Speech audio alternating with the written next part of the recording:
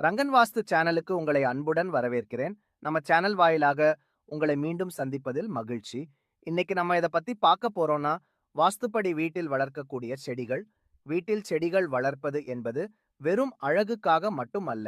வாஸ்து சாஸ்திரத்தின்படி சில செடிகள் நேர்மறை ஆற்றலை தந்து நம் வாழ்வில் நல்ல மாற்றங்களை ஏற்படுத்தும். சில உதாரணங்கள்: மூங்கில் செடி. வாஸ்துப்படி மூங்கில் ட்ரகாய்னா பிரானி உங்கள் வீட்டிற்கு மகிழ்ச்சி, நல்ல அதிர்ஷ்டம், புகழ், அமைதி மற்றும் செல்வத்தை கொண்டு வருகிறது. இது உங்கள் வீடு அல்லது அலுவலக மேசைக்கு ஒரு சிறந்த கூடுதலாக செயல்படும் மற்றும் பரிசளிக்கப்படும் ஒரு நல்ல தாவரமாக கருதப்படுகிறது. கிழக்கு அல்லது தென்கிழக்கு மூலையில் வைக்கலாம்.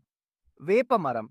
வேப்ப மரம் அசதிரஷ்டா இண்டிகா ஒரு தாவரமாகவும், இது நல்ல ஆற்றலை ஊக்குவிக்கிறது மற்றும் அதன் ஆரோக்கிய குணப்படுத்தும் பண்புகளால் மிகவும் பிரபலமானது.